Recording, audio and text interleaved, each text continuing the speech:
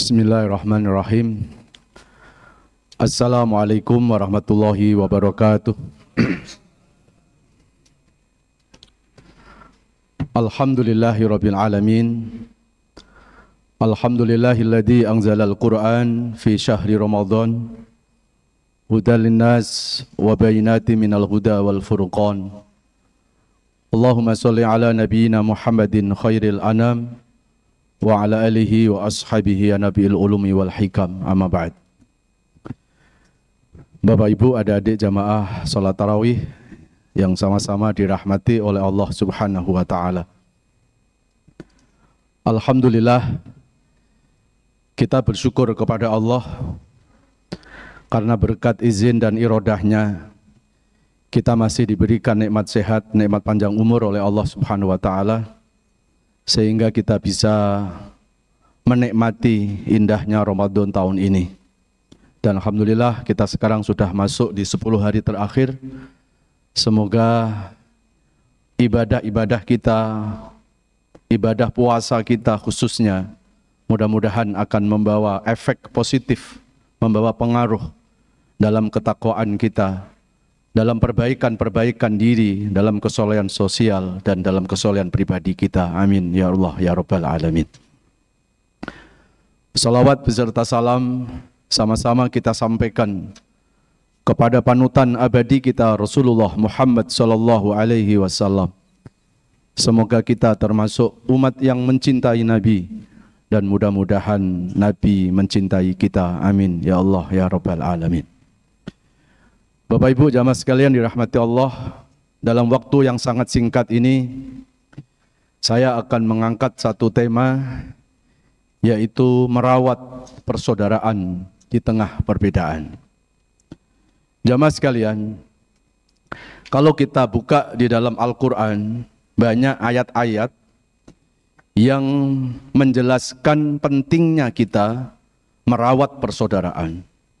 Di antaranya bisa kita lihat dalam Al-Quran surat Ali Imran, surat ketiga, ayat yang ke-103, Ali Imran 105, lalu di surat Muhammad, surat 47, ayat 22 sampai 23.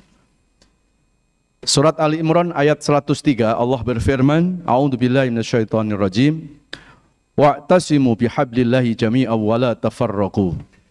Wadhkuru ni'matallahi 'alaikum idh kuntum a'da'an fa'alafa baina qulubikum fa asbahtum bi ni'matihi ikhwana wa kuntum 'ala shafa hufratin minan nari fa anqadhakum minha kadzalika yubayyinullahu lakum ayatihi la'allakum tahtadun.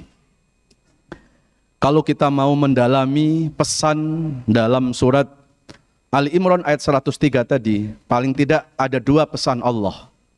Yang pertama adalah wa'tasimu bihablillah, wa'tasimu bihablillahi jami'a. Ini pesan pertamanya, agar kita berpegang teguh dengan tali agama Allah. Artinya agar kita selalu berjuang untuk memperjuangkan agama Allah. Kita jangan membela kelompok kita, jangan membela faham kita, tapi belalah agama Allah. Kemudian pesan yang kedua adalah wala tafarraqu, jangan berpecah belah, jangan bercerai-berai. Kenapa kita tidak boleh bercerai-berai? Kenapa kita nggak boleh berpecah belah? Karena ketika kita sudah berpecah belah, kita sudah bercerai-berai, maka hilanglah kekuatan kita umat Islam. Ini yang dikhawatirkan oleh Rasulullah dalam hadis 15 abad yang lalu. Idzaftaraqat ummati fantadiris sa'ah. Ketika umatku sudah terpecah belah, sudah tidak solid lagi, sudah bercerai-berai, maka kata Nabi, tunggulah masa kehancurannya. Jadi jelas, hancurnya umat Islam itu bukan karena faktor eksternal. Hancurnya umat Islam itu karena faktor internal. Musuh yang dihadapi umat Islam sekarang ini bukan hanya musuh eksternal, tapi musuh yang paling berat sekarang ini adalah musuh internal. Apa itu musuh internal? Perpecahan antar umat Islam, Pak, yang hari-hari ini kita rasakan. Hanya cuma gara-gara beda fikih, hanya cuma gara-gara beda pemahaman. Satu masjid kayak nggak kenal gitu. Padahal kita sesama muslim. Kepada orang di luar Islam saja kita disuruh tidak boleh kita memutuskan silaturahim, tidak boleh kita berpecah belah, membenci seseorang karena perbedaan agama. Padahal jelas-jelas Tuhannya beda, nabinya beda, kitabnya juga beda. Turun ayat lakum dinukum waliyadin. Artinya Islam mempertajam persamaan, tidak mempertajam perbedaan. Lalu kalau kepada orang yang non-muslim berbeda agama, kita suruh menjaga persaudaraan. Nggak boleh kita membenci mereka. Bagaimana kita sama umat Islam? Yang jelas-jelas Tuhannya sama, nabinya sama, Qur'annya sama, akidahnya sama, kiblatnya sama, bahkan masjidnya sama. Ya, Ahmadiyah juga bukan, Syiah juga bukan gitu.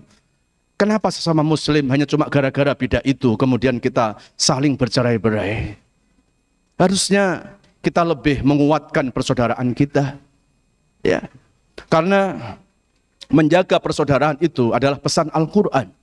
Tapi hari ini berapa banyak saudara-saudara muslim kita ya justru yang menjadi prinsip malah dikorbankan hanya urusan-urusan perbedaan fikih. Ya, kalau kita selalu mempersoalkan perbedaan masalah fikih, sampai kapanpun nggak akan pernah selesai, Pak. Jangankan dalam kondisi sekarang ini, pada zaman-zaman dahulu, pada zaman-zaman ulama salafus soleh saja sudah ada perbedaan. Ya, kenapa ada kitab hadis namanya Sahih Bukhari? Kenapa ada kitab hadis Sahih Muslim? Itu artinya bahwa Imam Bukhari seorang imamul muhaddisin, ulama ahli hadis, di mana riwayatnya Imam Bukhari sama Imam Muslim itu dikatakan ahli hadis adalah riwayat yang sahih. Tapi jangan dikira Imam Bukhari sama Muslim itu nggak ada perbedaan, Pak. Tapi apakah mereka saling menyerang, saling menyalahkan? Tidak pernah. Ya, beliau sangat arif dalam menyikapi perbedaan. Saya ambil contoh salah satu saja, Pak. Perbedaan Imam Bukhari sama Muslim, ya, dalam memahami tentang fikih, bukan usulus syariah, tapi furu'us syariah. Contoh, ketika memahami tentang hadis, wa kana Rasulullah SAW taharroka bi usbu'ihi ida tahiyatil akhir. Itu teks, itu matannya, Pak. Kalau Imam Bukhari menafsirkan taharroka, itu artinya apa? Adalah Rasulullah SAW ketika tahiyat akhir, Rasulullah menggerak-gerakkan usbu, yaitu apa? Jadi telunjuknya. Menggerak-gerakkan. Kata menggerak-gerakkan, Imam Bukhari menafsirkan apa? Berarti lebih dari satu kali, Pak. Jadi kalau sebelah kita ada yang sholat tahiyat akhir, kok tangan telunjuk jarinya gerak-gerak begini, Pak? Nggak usah dipegang, itu ada hadisnya, itu sahih. Menurut Bukhari. Tapi menurut Imam Muslim, memahami taharroka bukan menggerak-gerakkan, tapi menggerakkan. Apa bedanya? Kalau menggerakkan, nggak harus berulang-ulang kali, cukup sekali aja. Ini juga ada hadis, ini semuanya sahih. Yang nggak sahih itu kalau pakai jempol gitu. Coba lihat. Apakah Imam Bukhari sama Imam Muslim itu saling menyalahkan, Pak? Enggak pernah, Pak. Itu imam ahli hadis. Kenapa yang Bukhari enggak imam kok ribut gitu loh, Pak? Yang imam aja bisa menghargai gitu. Ya. Kemudian kalau kita bicara tentang perbedaan, ada Imam Asy-Syafi'i. Punya guru namanya Imam Al-Maliki. Imam Al-Maliki punya karya kitab namanya Al-Muwatta. Imam Syafi'i punya kitab Kenapa mereka membuat kitab? Karena mereka kepingin ketika mereka itu berbeda dalam memahami furu'us syariah. Mereka nggak mau menyampaikan kepada jamaah secara umum. Mereka membuat karya buku. Dan tidak pernah kitab Al-Muwatta menyerang kitab Kitab pun nggak pernah menyerang kitab Al-Muwatta. Atau gurunya Imam Asy-Syafi'i mengatakan, "Hei Syafi'i, kamu kan muridku, ikut aja, aku gurumu." Tidak pernah, Pak. Mereka saling menghargai. Itulah perilaku ulama-ulama salafus soleh. Jadi kalau hari-hari ini kita mau mengikuti ulama-ulama salafus soleh itu, jangan yang diikuti hanya urusan-urusan akidah saja. Tapi bagaimana ketika menyikapi perbedaannya, Pak? Mereka mengedepankan akhlak. Ya, jangan sampai kita terlalu teriak-teriak tentang kembali kepada sunnah. Bagus itu nggak salah. Tapi kalau senyum aja susah, di mana sunnah kita itu? Ya, inilah PR kita, Pak, sekarang ini. Ya, saya di beberapa masjid di Bintaro, di MRKR, Kebayoran Residen, di Masjid Discovery yang baru, di MRBC. Ya, saya diminta pengurus sama Prof. Agil Siroj untuk duduk menjadi dewan syariah. Kalau ada perbedaan-perbedaan, tolong ustadz-ustadz kumpul, kita bicara. Jangan sampai kita membingungkan umat, Pak. Yang kasihan orang-orang yang baru belajar ini. Kalau kita sudah memahami tentang hadis, tapi yang baru belajar itu hanya memahami tentang hadis, mungkin hanya matanya.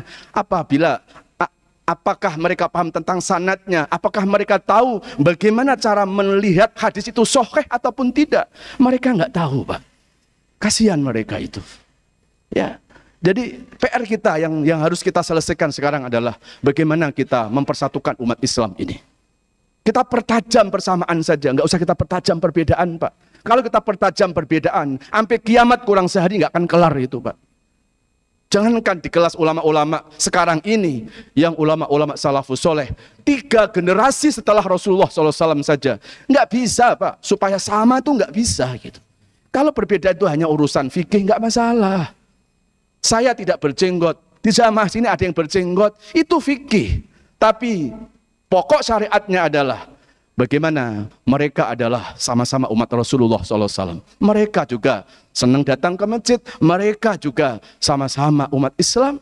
Nggak perlu kita hanya melihat gara-gara beda-beda fikih gitu, kemudian saling menyalahkan. Yang lebih sedih lagi, sesama muslim saling menyesatkan. Hanya gara-gara beda fikih gitu. Yang kita sesatkan saudara muslim kita sendiri lagi itu. Masya Allah. Ya, dulu Rasulullah itu, Pak, yang melenceng-melenceng diluruskan. Yang sekarang sudah mulai mau ke masjid, disesat-sesatkan, disalah-salahkan. Bukankah kalau memang nggak benar, ayo kita dialog. MRBJ beberapa kali, Pak, memfasilitasi, ayo para ustadz yang berbeda kumpul. Beberapa kali kita sudah buat. Ya, tapi belum pernah ada pertemuan di situ. Alasannya inilah, padahal sudah ada perjanjian-perjanjian. Kita kepingin, Pak, ustadz-ustadz ini kumpul. Kalau ribut, biar antar ustadz saja. Tapi jangan antar jamaah, kasihan gitu. Ya, mereka baru belajar. Dan akhirnya mereka bukan menekuni tentang, memahami tentang usulul syariah, furu'us syariah. Akhirnya mereka lebih sibuk menilai orang lain. Bahwa aku yang paling benar, yang lain itu salah. Aku yang paling sunnah, yang sono itu enggak sunnah. Masya Allah. Kalau Islam sudah kayak begini, apa yang dikatakan Nabi itu akan terjadi, Pak. Bapak Ibu juga sedikit buka sejarah, Pak. Bagaimana hilangnya Islam di Andalusia. Dulu Andalusia itu, Pak, di Spanyol itu, di Eropa, itu Islam berkembang. Selama 700 tahun lebih di sana, Pak. Kalau kita datang ke sana, masih banyak itu, Pak. Museum-museum Islam di sana. Bahkan jalan-jalan di sana sekarang masih banyak. Jalan yang terbanyak adalah Jalan Tariq bin Ziyad. Itulah yang membawa Islam ke Andalusia. Hari ini Islam hilang di sana. Apa penyebabnya, Pak? Coba buka sejarah. Penyebabnya adalah karena umat Islam tidak bisa merawat persaudaraan. Diadu domba. Masuklah tentara salibis pada saat itu. Akhirnya dipaksa umat Islam supaya keluar dari Andalusia. Yang nggak mau keluar, mereka bunuh, bahkan dimurtadkan. Sampai sekarang nggak bisa bangkit lagi, Pak. Apa kepingin kita seperti itu? Ya. Di Manila, dulu dipimpin sama kesultanan. Bahkan konon salah satu sultan di Manila, itu orang Melayu dari kita, Pak. Sekarang tinggal berapa persen Islam di Manila, Pak? Padahal dulu mayoritas. Nggak mungkin dong dipimpin sama sultan kalau nggak mayoritas gitu. Tapi kenapa sekarang hilang? Hanya mungkin tinggal 5-10% di sana. Lagi-lagi karena umat Islam terkotak-kotak jadi. Ya, umat Islam terpecah belah. Ya. Makanya harusnya kalau kita mau kembali kepada ajaran Al-Quran, Pak, persaudaraan itu bukan ajarannya ustadz. Persaudaraan itu ajarannya Al-Quran. Perintah kita supaya bersaudara, jangan terpecah belah, itu sama dengan perintah wajibnya sholat. Sama-sama dari Al-Quran, dari hadis juga gitu. Cuma hari ini kita lebih takut dosa ninggalin sholat. Tapi kita nggak takut dosa, Pak. Nggak baik sama tetangga. Kita nggak takut dosa memutuskan persaudaraan di antara kita, Pak. Aneh itu. Padahal sama-sama pesan usulul syariah itu, pokok syariat itu. Itu di surat Ali Imran, ayat yang ke-103. Lalu Ali Imran turunannya, kita bisa lihat di 105, Pak. Wala takunu kalladzina tafarraqu wakhtalafu mim ba'di ma ja'ahumul bayyinat ulaika lahum adzabun adzim.